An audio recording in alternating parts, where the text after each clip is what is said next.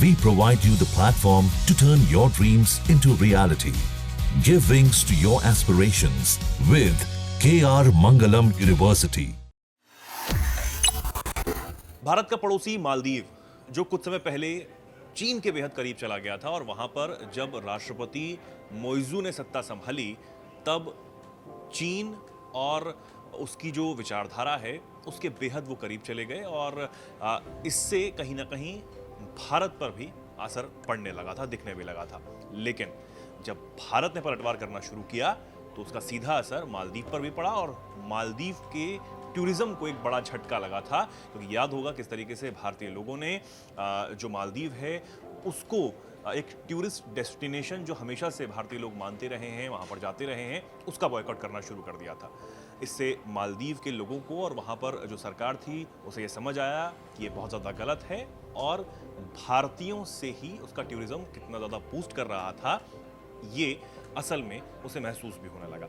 लेकिन अब एक बार फिर जो रिश्ते हैं वो पटरी पर आ रहे हैं, धीरे धीरे आगे भी बढ़ते हुए नजर आ रहे हैं। प्रधानमंत्री नरेंद्र मोदी मालदीव में हैं, तस्वीरें बेहद खास वहां से लगातार निकलकर सामने आ रही हैं। एक ये तस्वीर जो आप अभी स्क्रीन पर देख रहे हैं, प्रधानमंत्री नरेंद्र मोदी और उनके साथ मालदीव के राष्ट्रपति मोइजू नजर आ रहे हैं। खिलखिलाते हुए बातचीत हो रही है, और बातचीत में बहुत सारी चीज़ें, पुरानी भी बातचीतें हो रही होंगी, अभी फिलहाल जो भी कुछ चल रहा है उनकी बातचीत हो रही होगी, जाहिर सी बात है। मेरे साथ मेरे सहयोगी रजत मौजूद हैं, रजत से बातचीत करेंगे और पुराने जो भी रिश्ते रहे हैं मालदीव और भारत के, उनको लेकर भी हम जानने की कोशिश करेंगे। रजत, पहले तो इन तस्वीरों को देखकर क्या आपको लग रहा है, क्या कुछ चल रहा होगा?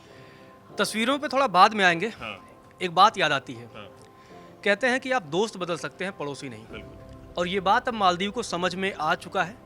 यही वजह है जब भारत के प्रधानमंत्री मालदीव पहुंचते हैं तो एयरपोर्ट से लेकर के और हर जगह मोइजू और उनका पूरा कैबिनेट साए की तरह साथ रहता है।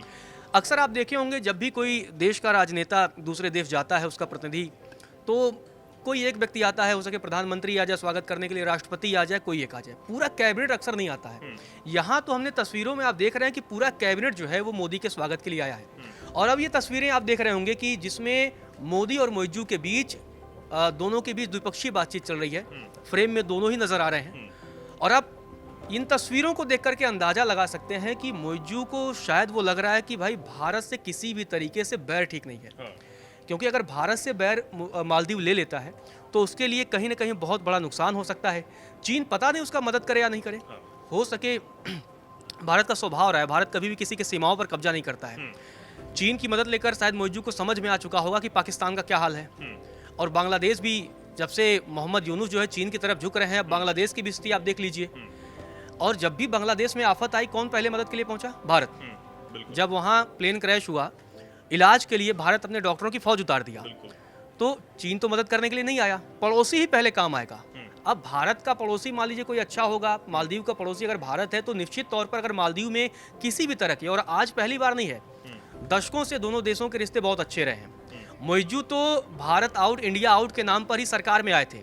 उन्होंने ये मुहिम चलाई थी वहाँ पर कि भारत के सैनिकों को हमें हटाना है, हमें अपना जो है पूरी तरीके से नियंत्रण चाहिए। ऐसा कि भारत के सैनिक वहाँ किसी कब्जे के मकसद से नहीं थे, बल्कि उन्हीं की मदद के लिए थे, और बहुत बड़ी संख्या में नहीं थे।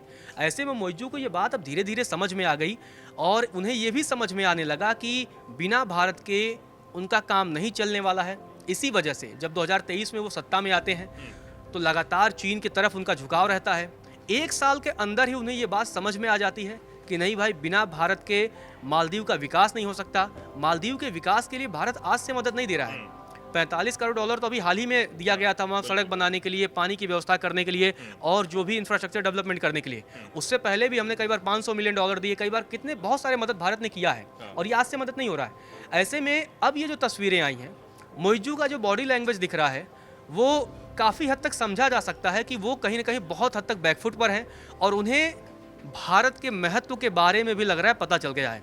चुनाव जीतने के लिए आप एजेंडा चला सकते हैं, आप चुनाव जीतने के लिए ठीक है इंडिया आउट या कोई भी मुहिम आप चला लीजिए, वहाँ आप सरकार में आ जाइए, लेकिन उसके बाद आने के बाद आपको दाल नमक का भाव पता चलता है। जब मोइजू राष्ट्रपति बने तो उन्हें दाल नमक का भाव पता चलने लगा, और उसके बाद से अब समझ में आ गया कि बिना भारत के मालदीव में जो विकास योजनाएं हैं उसको बहुत हद तक धरातल पर नहीं उतारा जा सकता है। और अगर मालदीव में किसी भी तरह की प्राकृतिक आपदाएं आती हैं, मालदीव में जब सुनामी आई, बाढ़ आई, तब भारत ने बिना मतलब किसी ऑपरेशन संकोच- कैक्टस भी था, वो भी बिल्कुल वहाँ पर बिल्कुल चलाया गया। बहुत भारत ने मतलब बिना किसी लाग लपेट के और बिना किसी नफा नुकसान के भारत तुरंत अपने पड़ोसियों की मदद के लिए हमेशा तत्पर रहा है। और ये भारत का इतिहास रहा है। इसी वजह से जब आप दुनिया का पूरा जो है आप ग्लोब देखेंगे तो उसमें भारत इकलौता इसीलिए खास नजर आता है। हमने कोविड के टाइम पे भी देखा, हमने सबके साथ मदद की, तो ये इस देश की खासियत रही है। और इसी वजह से जो अब तस्वीरें सामने आ रही हैं, मोइजू अब इस बात को समझ चुके हैं। ठीक है, उस मुहिम के साथ वो उन्होंने सत्ता हासिल की थी, लेकिन अब उस सत्ता को बरकरार रखना सबसे बड़ी चुनौती क्या होती है कि आप अपने वहाँ काम करिए। किसी भी देश में आप हो सके कई बार आप लोग लुभावन वादे हों या कई बार आप किसी देश या विदेश के खिलाफ राजनीति बना करके आप सत्ता में आ सकते हैं, लेकिन सत्ता में बने रहने के लिए काम करना होगा और उस काम के लिए उन्हें भारत की ज़रूरत है। ऐसे में इस देश के जब प्रधानमंत्री जाते हैं तो पूरा कैबिनेट लगा है, ऐसे लगा है कि भाई ठीक है, उस देश के लिए कितने विशेष अतिथि के तौर पर आए हैं, क्योंकि 6 से 8 अक्टूबर 2024 में जो है मोइजू भी भारत आए थे।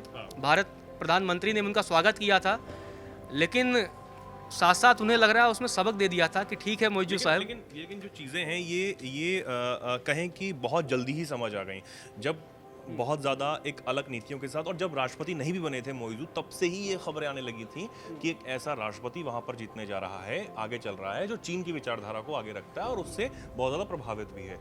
चीन की हमेशा से नीति जो रही है एक ट्रैप में उसे फंसा लेना कर्ज देकर, लेकिन भारत की जो नीति है कि वो जो एक सॉफ्ट इंटरेस्ट वाला ही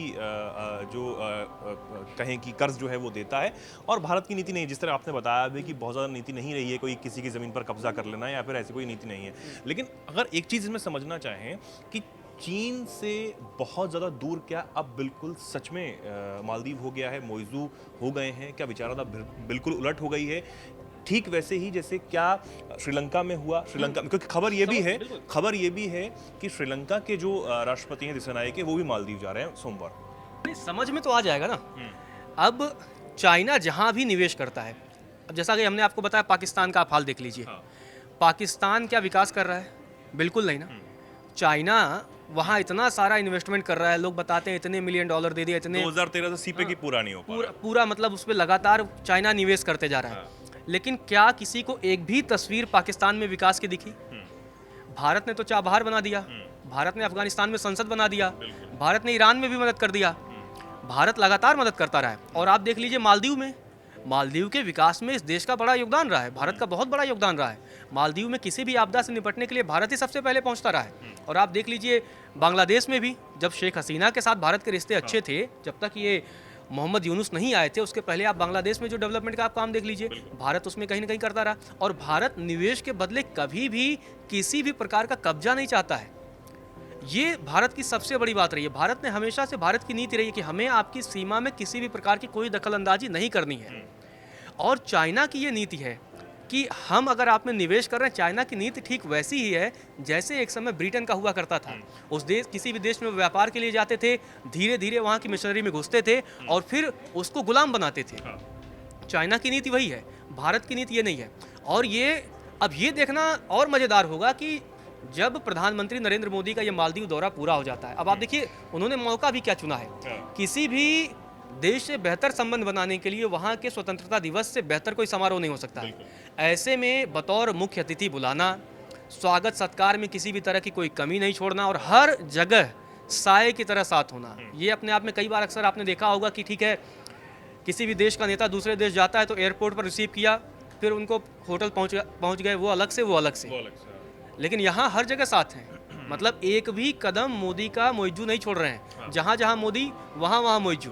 तो अब उन्हें ये बात समझ में आ गई है कि अगर उन्हें अपने वहाँ विकास करना है, काम करना है और साथ में मालदीव की जनता को खुश करना है। आपने देखा होगा कि जब मालदीव में जब सत्ता परिवर्तन हुआ, लगातार भारत विरोधी काम वहाँ चलने लगे, उसके बाद भारत में बायकॉट मालदीव की एक मुहिम चल गई, ठीक।